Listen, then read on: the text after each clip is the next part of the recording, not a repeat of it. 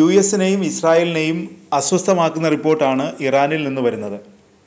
Nuclear പ്രോഗ്രാമുമായി Iran സജീവമായി മുന്നോട്ട് പോകുന്നു. ഇറാന്റെ ന്യൂക്ലിയർ പ്രോഗ്രാം കരാറുമായി ബന്ധപ്പെട്ട് ചർച്ചകൾക്ക് ട്രംപ് മുൻകൈയെടുത്തിരുന്നു. എന്നാൽ ട്രംപിന്റെ ഓഫർ ഇറാൻ നിരസിച്ചു.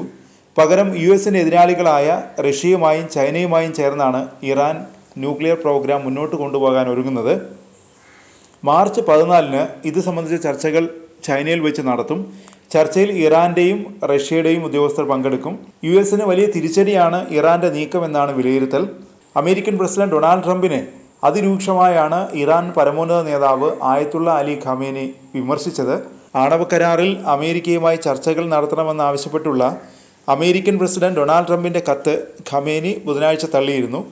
ചർച്ചയിലെ നിർദ്ദേശങ്ങൾ അമേരിക്ക പാലിക്കില്ലെന്ന് തങ്ങൾക്കറിയാമെന്നും പിന്നെ ചർച്ച നടത്തിയിട്ട് എന്ത് കാര്യമെന്നും അദ്ദേഹം ചോദിച്ചു. അതിനാൽ ചർച്ചയ്ക്കുള്ള ക്ഷണം പൊതുജനാഭിപ്രായത്തെ വഞ്ചിക്കലാണെന്നാണ് ഖമേനി പറഞ്ഞത്. കത്ത് ഇതുവരെ കണ്ടിട്ടില്ലെന്നാണ് ഖമേനി പറഞ്ഞത്. ട്രംപ് ഭരണകൂടവുമായി നടത്തുന്ന ചർച്ചകൾ കാര്യമായ ഫലം കാണില്ലെന്നും ഉപരോധങ്ങൾ ചുമത്തി ഇറാനുമേൽ സമ്മർദ്ദം വർദ്ധിപ്പിക്കുമെന്നും ഖമേനി പറഞ്ഞു. ഇറാനെതിരായ ഏതൊരു സൈനിക ആക്രമണത്തിനെതിരെയും അതിശക്തമായി തിരിച്ചടിക്കുമെന്ന് ഖമേനി മുന്നറിയിപ്പ് നൽകി. ഇറാൻ യുദ്ധം ആഗ്രഹിക്കുന്നില്ല. പക്ഷേ അമേരിക്കയോ അവരുടെ ഏജന്റുമാരായ രാഷ്ട്രങ്ങളോ തെറ്റായ ഒരു ചുവടുവയ്പ് നടത്തിയാൽ ഇറാന്റെ പ്രതികരണം നിർണായകമാകും. ഏറ്റവും കൂടുതൽ ദോഷം അനുഭവിക്കേണ്ടി വരുന്നത് അമേരിക്ക തന്നെയായിരിക്കുമെന്നും ഖമേനി മുന്നറിയിപ്പ് നൽകി. ആണവ ചർച്ചകൾക്ക് അമേരിക്ക തയ്യാറാണെന്ന് കാണിച്ച് ട്രംപ് കഴിഞ്ഞയാഴ്ച ഖമേനിക്ക് കത്തയച്ചിരുന്നു. ട്രംപ് തന്നെയായിരുന്നു ഇക്കാര്യം വെളിപ്പെടുത്തിയത്.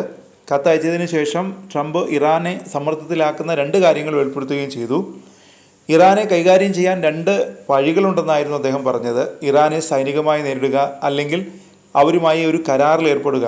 ഇത് ഇറാനെ പ്രകോപിപ്പിച്ചിട്ടുണ്ടാകാം എന്നാണ് വിലയിരുത്തൽ. അതിനിടെ ഇറാനിലെ തന്ത്രപ്രധാനമായ ചബഹാർ തുറമുഖത്ത് റഷ്യയും ഇറാനും ചൈനയും സംയുക്ത നാവികാഭ്യാസം നടത്തിയിരുന്നു. 3 രാജ്യങ്ങൾ തമ്മിലുള്ള സൈനിക സഹകരണം കൂടുതൽ ആഴത്തിലാക്കാനുള്ള ഏറ്റവും പുതിയ നീക്കമാണിത്. സെക്യൂരിറ്റി ബെൽറ്റ് 2025 എന്ന ഈ അഭ്യാസം 2019 ശേഷമുള്ള 5ാമത്തെ സംയുക്ത സൈനിക അഭ്യാസമാണ്.